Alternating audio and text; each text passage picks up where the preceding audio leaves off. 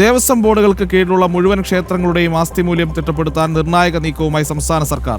കോടിക്കണക്കിന് രൂപ വിലമതിക്കുന്ന 30,000 ഏക്കർ ഭൂമി അന്യാധീനപ്പെട്ടു പോയി എന്ന ജനം TV വാർത്തയ്ക്ക് പിന്നാലെയാണ് നടപടി. ദേവസ്വം ഭൂമിക്ക് പുറമെ സ്വർണം, വെള്ളി ഉൾപ്പെടെയുള്ള വിലപിടിപ്പുള്ള എല്ലാ ആസ്തികളുടെയും വിവരങ്ങൾ ഡിജിറ്റലൈസ് ചെയ്യും.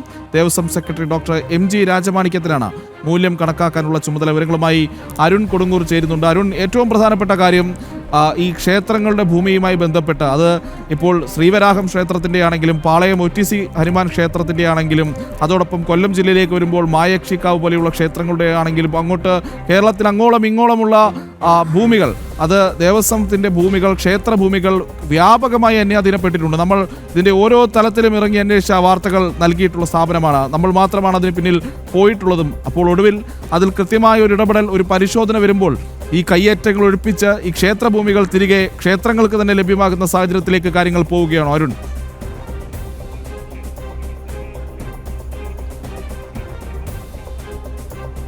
തീർച്ചയായും അങ്ങനെ ഒരു സാഹചര്യത്തിലേക്കാണ് നിലവിൽ പോകുന്നത്. പക്ഷേ ഒരുപാട് വെല്ലുവിളികൾ നിറഞ്ഞതാണ് ഈ ദൗത്യം എന്നത്. കാരണം അത്ര വലിയൊരു പ്രതിസന്ധിയാണ് മുന്നിലുള്ളത്. എന്തായാലും നമ്മളുടെ വാർത്താ ഫലം കണ്ടിരിക്കുന്നു. സർക്കാരിന് ഈ വിഷയത്തിൽ ഇടപെടാതെ മറ്റൊരു നിവൃത്തിയില്ലെന്ന് വരുന്നു. വലിയ ചോദ്യങ്ങൾ സർക്കാരിന് മുന്നിലേക്ക് വരുന്നു എന്നുള്ളതാണ് ഏറ്റവും പ്രധാനപ്പെട്ട കാര്യം. എന്തായാലും വലിയ രീതിയിലുള്ള ആരോപണങ്ങൾ സർക്കാരിനെതിരെ, ദേവസ്വം ബോർഡുകൾക്കെതിരെ ഉയരുന്ന ഒരു പശ്ചാത്തലത്തിലാണ് ഈ ഒരു അന്വേഷണത്തിലേക്ക് അല്ലെങ്കിൽ നമ്മൾ ഇറങ്ങി തിരിച്ചിരുന്നത്. എന്തായാലും 30,000 ഏക്കറിലധികം ഭൂമിയാണ് സംസ്ഥാനത്തെ വിവിധ ദേവസ്വം ബോർഡുകൾക്ക് നഷ്ടമായിരിക്കുന്നത്. കോടികളുടെ മൂല്യമാണ് ഇതിനുള്ളത്. പക്ഷേ ഇത്തരത്തിലുള്ള ഭൂമി പോയിട്ട് പോലും ഒരു തരത്തിലുള്ള നടപടികളും എടുക്കാൻ ദേവസ്വം ബോർഡുകൾ തയ്യാറായിരുന്നില്ല. മാറി മാറി വരുന്ന ഭരണസമിതികൾ തയ്യാറായിരുന്നില്ല, ഉദ്യോഗസ്ഥർ തയ്യാറായിരുന്നില്ല, മാറി മാറി വന്ന സർക്കാരുകൾ തയ്യാറായിരുന്നില്ല. ഈ ഒരു പശ്ചാത്തലത്തിലായിരുന്നു നമ്മൾ വിശദമായ ഒരു അന്വേഷണം, നേരത്തെ പ്രജിത്ത് സൂചിപ്പിച്ച പോലെ തന്നെ ഓരോ ക്ഷേത്രങ്ങളുടെയും ഭൂമി എത്ര നഷ്ടമായി എന്ന് അടക്കം കൃത്യമായി 1 മാസം നീണ്ടു നിൽക്കുന്ന ഒരു വലിയ ക്യാമ്പയിൻ നമ്മൾ മാഫിയ വാഴും ദേവസ്വം എന്നുള്ള ഒരു വലിയ ക്യാമ്പയിൻ നമ്മൾ ആരംഭിച്ചത്. എന്തായാലും അതിൽ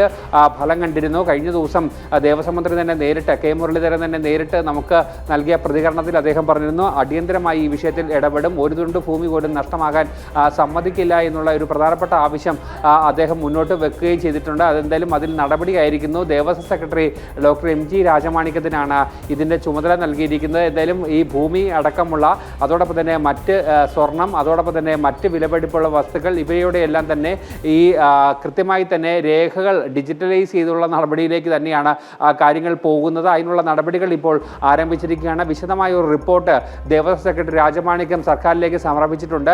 ഇതിൻ്റെ ഒരു അടിസ്ഥാനത്തിലാണ് വരും ദിവസങ്ങളിലേക്കുള്ള നടപടികൾ പോവുക. നേരത്തെ പ്രജിത്ത് സൂചിപ്പിച്ച പോലെ തന്നെ ഒരു വലിയ പ്രതിസന്ധി മുന്നോട്ട് പോകുന്നതിന് ഉണ്ടാകും എന്നുള്ള കാര്യത്തിൽ യാതൊരു സംശയമില്ല. നേരത്തെയും ഇത്തരത്തിലുള്ള ശ്രമങ്ങൾ ആരംഭിച്ചിരുന്നു. പക്ഷേ ഒരു തരത്തിലുള്ള ഇടപെടലും അധികൃതരുടെ ഭാഗത്തുനിന്ന് നടത്താൻ പറ്റാത്ത രീതിയിലേക്കുള്ള ഒരു ബാഹ്യമായ സമ്മർദ്ദം ഉണ്ടായിരുന്നു. പ്രയാർ ഗോപാലകൃഷ്ണൻ അടക്കം ഈ ചെറുവള്ളി എസ്റ്റേറ്റിലടക്കം കൃത്യമായ ഒരു ഇടപെടൽ നടത്തിക്കൊണ്ട് ദേവസ്വം ഭൂമിയാണെന്ന് പറഞ്ഞുകൊണ്ട് അത് തിരിച്ചു പിടിക്കുന്നതിനുള്ള നടപടികളിലേക്കൊക്കെ തന്നെ പോയിരുന്നു. പക്ഷേ അത് പാതി വഴി വെച്ച്, അല്ലെങ്കിൽ തുടക്കത്തിൽ തന്നെ അത് അവസാനിപ്പിക്കേണ്ട അവസ്ഥയിലേക്കൊക്കെ തന്നെ കാര്യങ്ങൾ എത്തിയിരുന്നു. എന്തായാലും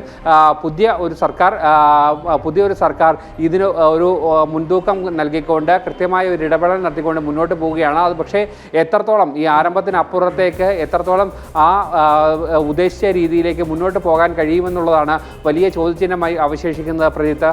ഓക്കെ അരുൺ, എന്തായാലും പ്രിയപ്പെട്ട പ്രേക്ഷകരെ, ഈ വാർത്തയുമായി ബന്ധപ്പെട്ട്, ഈ ഭൂമി തട്ടിപ്പുമായി ബന്ധപ്പെട്ട് ദേവസ്വത്തിൻ്റെ ലക്ഷക്കണക്കിന് അല്ലെങ്കിൽ അത്രയധികം ഭൂമി പലപ്പോഴും തട്ടിയെടുക്കപ്പെട്ടിട്ടുണ്ട്. അതിനെതിരെ വാർത്ത ചെയ്യുന്ന ഒരേ ഒരു മാധ്യമം ജനം TV ആണ്. എന്തായാലും ആ യുദ്ധം തുടർന്നുകൊണ്ടേയിരിക്കുകയാണ്. കണക്ക് പറയിപ്പിച്ച് ഈ ഭൂമി തട്ടിയെടുത്ത ഓരോ ആളെ കൊണ്ടും കണക്ക് പറയിപ്പിച്ച് ഈ വാർത്താ പരമ്പര അവസാനിക്കുകയുള്ളൂ.